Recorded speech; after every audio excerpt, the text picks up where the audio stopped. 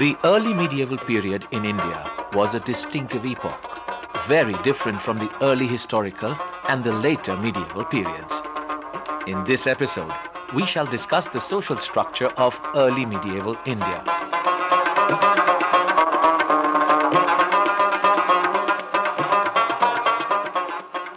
It would be important to see in what ways the distinctive features of the early medieval period were different from the situation prior to 600 AD. According to recent scholars, the hallmark of this epoch lies in the pronounced regional features in almost all aspects of life. The early medieval phase, spanning from 600 to 1300 AD, has attracted a multiplicity of approaches to its study. We are referring to Medatithi's commentary on Monu, Jimutbahun's Daibhag, Maskarin's commentary on Gautama Dharma Sutra, Bhavaswami's commentary on Naradya Manu Samhita, Bharuchi's Vivarana on Manu, and a very important text, Mitakshara, written by Vignaneshwar, which is a commentary on Yaggavalkya Sriti. Now, it would be interesting to see how these different differences are coming out in these texts. Many times we find that there are contradictions within one text and sometimes a lot of differences appearing between the texts. It is in this backdrop that we would like to take up the study of social structure. There is a proliferation of jatis during this period, and what is very interesting is that you find that there is sometimes a division in some of the texts between two categories, the Dijo, here meaning the twice born or the Brahman, and the Oddijo. Now, Oddijo would actually mean all non-Brahmana groups. Now, it is very interesting that the Brahma Vaivarta Purana of the 14th, 15th century is talking about 102 jatis in the case of Bengal. Now, this proliferation of jatis, how do you explain this proliferation of jatis? And we also find that, many times the jati and the varna, these two terms are being used interchangeably. The lawgivers would like to believe that there were these numerous matrimonial combinations and permutations, and the offsprings who were the outcome of these combinations and permutations, they were getting distinct identities, jati identities of their own. So there was a proliferation of jatis. Now, we could actually see this in terms of recent scholarship. We could actually see this when we look at certain conditions which were prevailing during this time. What is happening during this time? That there was an agrarian expansion into peripheral marginal areas. And you see that many of these Brahmana or elite groups were given land in these marginal tracts. So they were carrying their Varna model, Varna theoretical Varna, Jati Varna model into these peripheral areas where there was the previously existing simpler lineage societies. So this was one process. Another thing that we are finding is that many of these occupational groups were getting crystallized into endogamous jatis. And then you're finding the induction of many of the non-indigenous groups, like the Mlechos and some other groups within the social structure. So we have to keep this general background in mind when we are talking about the early medieval society and the proliferation of jati. Each Varna category will be taken up, and their position and status will be highlighted at the same time, underlining the deviation from the traditional Dharmashastric ideas. Now, the Brahmana enjoyed the highest ritual status in society. We get that picture from the Dharmashastras, basically. They were the most literate group in the society who could interpret the Vedic tradition, the Epico-Puranic tradition, as well as the sectarian Bhakti cult traditions. We find that there was definitely an overwhelming influence of the priestly function, but at the same time we see that there is some divergence from the traditional picture. Ma'am, I would just like to ask a question that you have just said that there was modification, at times substitutions from Dharma Shastras, and that there was changes in those Varna systems. Then I would just like to ask you, ma'am, that was there a change in the priestly functionings of the Brahmanas? If there was a change, what was the nature of that change? Very good question. Now, I was just coming to that we do see that the priestly function was important. You come across evidence from the texts and the inscriptions of elaborate and extravagant forms of worship, the performance of brotos and prashchittos, sometimes related to the prevalent importance of astrology. So all these things were happening, and which is emphasizing the priestly function of these particular social group. But we have to understand the changed scenario. The ruling local lineages who wanted to establish themselves as important foci of power, these so-called rulers, they often lacked the pedigree, and therefore the social group of the priests were called upon to perform these elaborate pujas. Okay, so that way the priestly function was a change definitely from what was happening before because of the changed scenario. So we see that these rapid rise of ruling lineages in these peripheral areas, that necessitated the calling of these priests, the social groups, who would preside over these pujas. They would uphold the worship of these family deities, which often became dynastic cults related to some sectarian bhakti cults, and also they were given in fact, they took upon this task of fabricating genealogies, which would give some kind of sanction to these ruling lineages looking for pedigree. The priestly class was far from being a homogeneous community. Since they were given revenue-free land and villages, as I was just saying, so many of them were turning to rural aristocracy. Many of them were turning to politics and war. Also, we find that among these groups, some of them were in a very depressed condition. Some of them were facing conditions of poverty. And we frequently come across references to Brahmana horse dealer, beetle seller, then artisans, dancers, okay, and people belonging to this community selling wine, clarified butter, and milk. Now, what is interesting is the tenfold classification that we are coming across in Mitakshara, where we can see how this priestly community was perceived by, a text like Mitakshara. We find a tenfold classification of Deva, Muni, Raja, Dijo, Vaishya, Shudra, Marjara, Beast, Mlecho, Chandal. So you can see from this varied classification that how a priestly community was viewed at this time.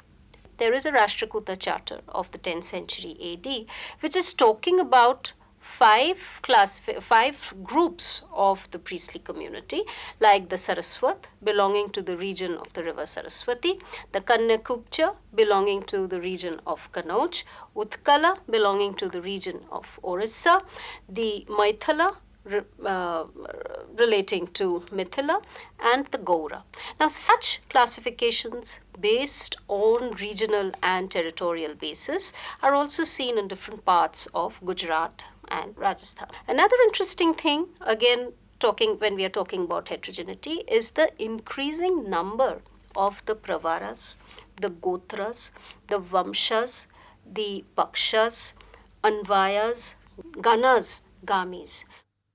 Therefore, we have to understand this changing nature of the Brahmanas, changing nature, the heterogeneity of this group in these scenarios.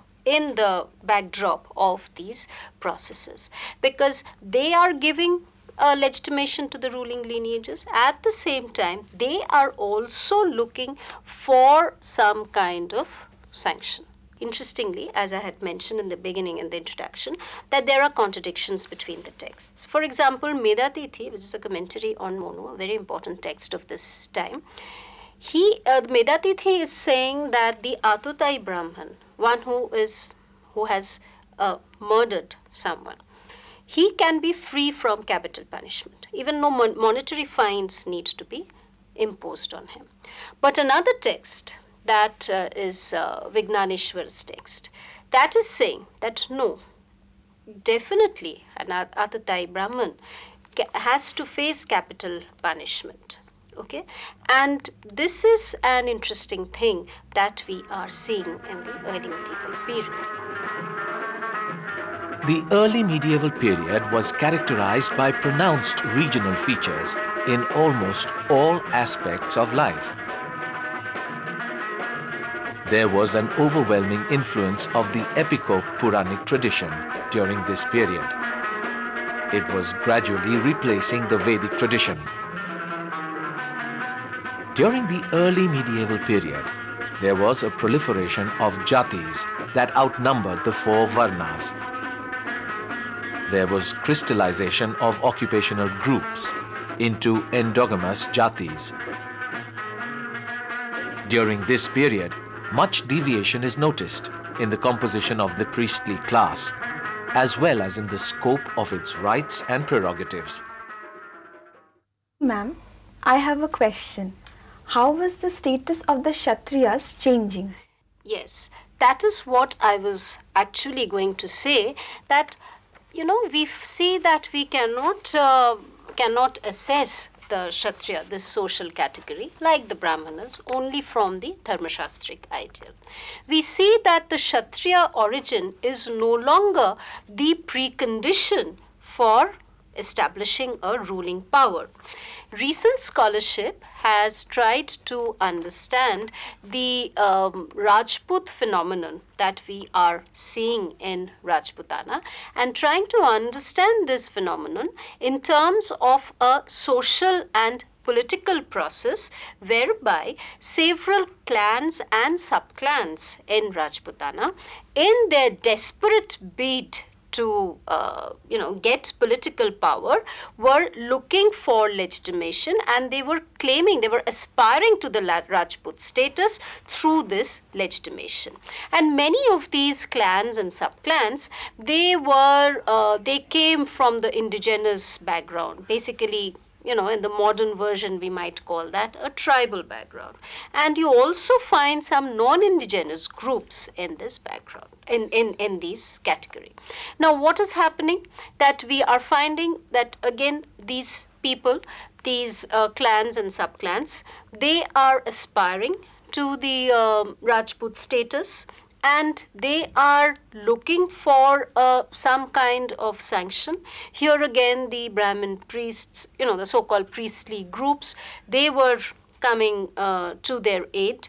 They were fabricating genealogies. So, in fact, if you go through some of the Vangshatalikas of these clans, some of the clans which were becoming important Rajput powers, we find that there is a lot of fabrication of genealogies, many of them claiming descent from the lunar and solar families, and also we find that there is an upholding of the family cult, which was becoming the dynastic cult, often related to the sectarian bhakti cult. So it is in this condition, it is in this way that we have to understand Rajputization, and this was a pan-Indian phenomenon that we are seeing, which can be called Kshatriyization, which can be seen in the rest of India. Also, we find that there is an intimate relationship between the priestly community and the ruling lineage, because the ruling lineage needed sanction from the priestly community, and the priestly community also looked for, revenue, free villages, agrahara land, etc., from the ruling lineage. So there is kind of an intimate relationship. Another way in which these lineages were trying to establish these clans and subclans, I'm saying in the context of Rajputana, they were trying to establish themselves was through marital alliances with the already established political powers. So it is in this way that we can talk about Rajputization or Kshatriyization in the context of early medieval society. The next group in the social structure that is being discussed here is that of the Vaishyas. Traditionally, they were involved in agriculture, cattle rearing, and trade. During the early medieval period, one comes across numerous occupational jatis involved in diverse crafts and professions without being a part of the Vaishya Varna. R.S. Sharma, very important historian of this time, is saying that agriculture, the scope of agriculture is no longer restricted only to the Vaishyas, but it is thrown open to the Shudras. Okay, and he is therefore talking about declining economy, declining trade, and therefore he's saying that the Vaishyas also, there was a declining status of the Vaishyas who before were engaged in trade. Now we find scholars like Ranubir Chakraborty, they are not agreeing, they are questioning Sharma's picture of a declining economy, and they are furnishing evidence to the contrary. They are saying that we do get economy wasn't declining, trade wasn't declining. In fact, Ranubir Chakraborty would like to see that in many cases the Vaishya could be identified with the category of the Vanik. Okay? Excuse me, ma'am. Yes. I would like to ask that why are we saying that the Vaishyas were becoming identical with the Banik? Okay. Now, actually, this is a view that we are coming across in Ranubir Chakraborty's work, and he is quoting several evidence to support his argument. He's saying that if you look at some of the texts and the inscriptions of this period, they are talking about the establishment of vanigrams, that is, settlements for the traders during this period by the ruling powers. Also, he is quoting some evidence from Medatithi's commentary on Monu, where the text is laying out certain qualifications that a Vaishya should have. Now, what are these qualifications? These qualifications are that the Vaishya should know his region very intimately. He should know about the products which are found in that region, and he should be aware of the customs and regulations pertaining to that region. All these qualifications are those that of a Vanik. Now, another thing that we are finding during this period is that you are coming across accounts of very prestigious merchant families, very wealthy merchants settling in different parts, especially in Gujarat, Rajputana area, and we are getting these accounts of narratives of their, of their immense wealth, about the fact that, they were also donating to donating to works of charity and welfare, and that they were often engaging in marital alliances with established families. On the basis of all this, Ranubir Chakraborty is arguing that these merchant families were trying to establish themselves. They were trying to establish themselves as prestigious lineages. And we are getting several references in the Jain texts. Okay? In the case of Vaishya, we have to understand this in terms of the jati status of the community, not the theoretical Varna status. The texts upholding the traditional Brahmanical social order appear to have an obvious bias against the Sudras. But often, these texts had contradictions too. Basically, we have to think of the Shudras of the early medieval period as a vast heterogeneous community. A vast heterogeneous community of agricultural laborers, of petty peasants, artisans, some craftsmen, servants, attendants, etc., etc. And we are getting references to these, swelling ranks of the Shudras in Brahma Vaivarta Purana, in Abhidhana Chintamani, in Vaijayanti, to mention some of the more important texts. R.S. Sharma is saying that we have to look at this essentially in terms of three processes, three overlapping processes. One, again, the expansion of settlements, agrarian settlements, extension of the Brahmanical social order in the peripheral areas, where we are finding many of these groups like the Bhillas, the Pulindas, okay, the Shabars, okay, they are getting incorporated within the Brahmanical social order. Then Sharma is talking about two other processes, that is the crystallization of many of the occupational groups as jatis, transformation of the craft guilds into endogamous jatis, like the Napita, Modoka, Tambulika, Sharnakara, Shudrakara, etc., etc. And also the rise of various sectarian bhakti cults. Now, we have to look at the heterogeneity of the Shudras and the changes in the nature of this community in this perspective. Now, we have to keep one thing in mind, that the Shudras, when I'm talking about heterogeneous, this would mean that there were these innumerable, it was basically an agglomeration of numerous occupational jatis. So it is actually very difficult to talk about precisely about their nature. If we look at the divisions in some of the Shudras on the basis of purity or impurity of their professions and conduct, then the Shudras were divided into the Shot Shudras and Ashat Shudras. Then there's another division called the Bhojanya and Abhojanya Shudras, which means Bhojanya means those groups who could cook food which could be eaten by the Brahmanas. And Abhojanya, basically the Brahmanas could not eat food prepared by these groups. Then many of these Shudras, we find several subcastes of these Shudras. Subcastes in terms of different regional affiliations, regional characteristics. Also, many of these subcastes were related to specific processes of the industrial work. So we find again what the heterogeneity, and what is important is the jati status of many of these groups. Now the next group that we would like to take up is the Kayastho.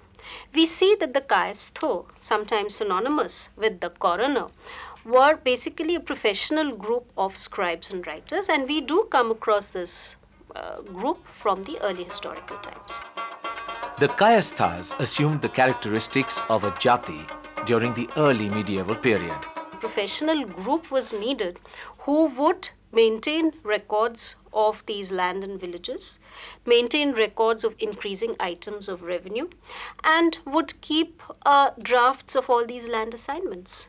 And when there was already a class of scribes, professional class of scribes existing, what was happening during this period? Because of the needs of the time, they were slowly assuming jati-like characteristics. By the end of the early medieval period, they were emerging as the most important group, non-Brahmana group. What was happening, therefore, that in many of the texts you have references to Kayasthas as oppressors. Similarly, if we look at the group of the Ambasthas or the Vaidyas, there was always a stigma associated with the medical profession, with this class. But we see in the early medieval period this was changing. Why this was changing? In the mathas and even in the Buddhist viharas, you're coming across medicinal establishments, medical establishments like the Arogya Shalas. So this and the fact that the study of medicine was becoming important in these institutions helped to remove this stigma from the Ambasthas or the Vaidyas. The notion and practice of untouchability reached its nadir during this period. Untouchable groups refer to the groups which were performing these menial tasks and groups which were performing these so-called unclean services. They were called the Antajas, occupying the lowest rung in society. Apart from these Antaja groups, we also come across certain groups like the Chandal, the Hadi, the Dom, who were facing even worse conditions than these ontogenic groups. So they were facing a worse kind of, perhaps the worst social ostracization. Excuse me, ma'am. Yeah. Ma'am, I would just like to ask a question that untouchability as a practice did exist in the earlier periods, but why did it reach to such a height during this period? Maybe one can explain this in this way, that perhaps this exposes some kind of an insecurity among the lawgivers, their inability to cope with a situation where you're getting so many aboriginal converts and offsprings from miscegenation. So, when the reality was like that, they were trying to uphold the Brahmanical social order by being obsessed about purity and pollution. Any discussion on the social structure of the early medieval period would be incomplete without mentioning the aranya, a separate space beyond the purview of the state society. This was a space inhabited by the renouncer, by the exiled, by the wild beast and its tamer, and various indigenous groups. You find many of these descriptions of these nomadic hunter-gatherers who were inhabiting these this space. They were outside the purview of state society, but they could form a very important loyal support plank to the state society.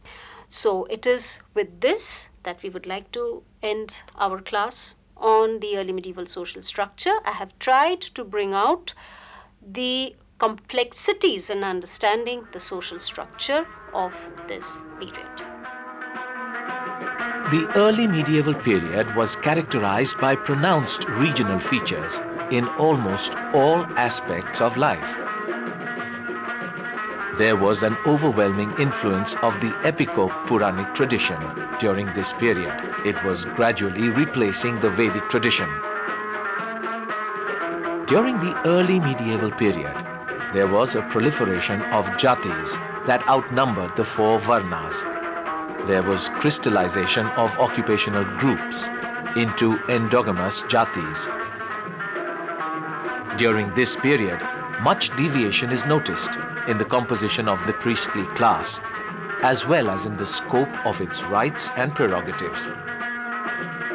During the early medieval period, it was difficult to think of an ideal Kshatriya varna as given in the Dharma Shastras.